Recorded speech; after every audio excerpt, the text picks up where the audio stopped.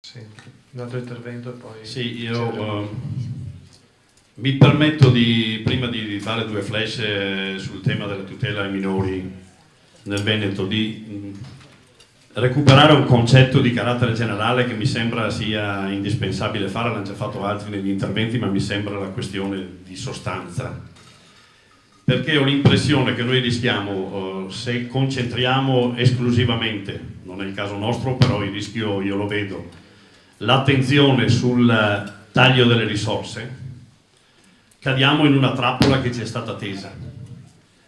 E la trappola che ci è stata tesa è quella di orientarci a dire ognuno cerca di difendere i servizi che ha messo in piedi pensando che siano una priorità, un'essenzialità, un'esigenza indissolubile, e contemporaneamente, finché noi siamo esclusivamente quasi concentrati su questo, sta andando in porto la ridefinizione del modello di welfare nel nostro paese. E allora io vi ricordo il libro bianco e il libro verde di Sacconi, prima ancora di Sernagiotto, perché la partita è iniziata lì. Poi si è aggiunto il tema delle risorse rispetto alla crisi, ma il rischio che noi corriamo è che il tema delle risorse ci concentra l'attenzione sulla difesa dell'esistente, legittima, ma ci impedisce invece di rilanciare la grande questione che è la ridefinizione del modello di welfare del nostro paese e della nostra regione. Allora, il 13 di dicembre la manifestazione rivendicava questo invece, cioè rivendicava, certo, sollecitava l'attenzione al taglio progressivo delle risorse e alla necessità di ripristinare alcune modalità di finanziamento, ma soprattutto diceva: noi rivendichiamo la costituzione di un tavolo regionale di confronto per rimodulare il welfare della nostra regione, per rilanciare il modello di welfare della nostra regione, e credo che la sfida rimanga e sia ancora quella lì. Noi dovremmo concentrarci su questo, perché guardate, quello che sta poi di fatto avvenendo è che quel modello lì, al libro bianco e al libro verde, sta andando avanti, perché quel modello prevedeva di spingere molti dei diritti verso l'area assistenziale e caritatevole.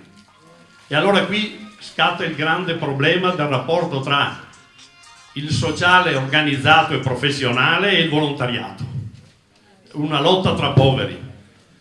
E l'altro polo della modifica dell'assetto del modello di welfare è l'alta specializzazione del sistema di cura, che spinge tutta una serie di altri diritti verso l'area sanitaria. Se si consolida questo modello sarà inevitabile che fra un po' in Regione Veneto ci dicano che l'assessorato all'assistenza sociale e al sociale non serve più e che è sufficiente l'assessorato alla sanità. Tanto più che finché noi stiamo attenti esclusivamente a questo, attraverso il meccanismo della definizione degli standard delle strutture e attraverso l'individuazione dei costi standard, questo spinge ulteriormente verso la sanitarizzazione. Se a questo aggiungiamo il sistema del voucherismo, che spinge anche qui verso un modello tipo mercantile, il quadro è completo. Allora io vi chiedo e chiedo a noi in particolare del privato sociale del terzo settore di avere consapevolezza che la sfida è questa anche nella nostra regione, per cui nel momento in cui continuiamo a rivendicare legittimamente la garanzia minima perlomeno di un finanziamento che tenga in piedi il sistema, dall'altro dobbiamo porci noi stessi il problema di ridefinire il modello, perché io ad esempio sono convinto che il modello storico, con tutti i pregi che ha, in prospettiva va modificato, va riarticolato, va riportato soprattutto verso la dimensione del territorio e della comunità locale, che deve tornarsi a rifarsi carico collettivamente e complessivamente non solo del sistema dei servizi ma anche del finanziamento dei servizi. Detto questo, perché non c'è spazio per approfondire, riaffermo, insisto, la richiesta del 13 era: ridateci un tavolo regionale, permanente, dove noi si possa ragionare di questo. La leva potrebbe essere tornare a riragionare a livello regionale del sistema dei LIVES, perché anche qui fissiamo gli standard, costi standard, standard delle strutture, e poi non ci poniamo il problema dei livelli essenziali, che sono nella sanità. E allora che succede anche qui, e poi la chiudo con due battute sull'area tutela minorile, che tutti i servizi territoriali tendono a spingere gli inserimenti nei servizi formali caratterizzando l'aspetto della cura, perché così riescono a trasferire i costi in parte sull'area della sanità. Nella nostra ASL Alta Padovana noi abbiamo 1 miliardo che dalla sanità viene trasferito verso il sociale. Legittimamente in parte la nostra direttrice amministrativa sta dicendo: ma guardate che questa cosa è spuria, non è che sarebbe così tanto possibile mantenerla in piedi. Questo però significa che se quell'area di finanziamento dalla sanità trasferita al sociale viene tolta, nel caso dell'Alta Padovana, uno dei modelli di organizzazione che nel Veneto del sistema integrato dei servizi, rischia di saltare pezzi interi di servizi, non è che salta qualche intervento. Sui minori volevo dire 2 cose. Ti correggo sul miliardo, sarà 1 milione, perché Milione, bene sì, che sì. lo squilli c'è forte. Magari 1 miliardo. 1 miliardo mi sembra eccessivo. Magari 1 miliardo. Magari 1 miliardo.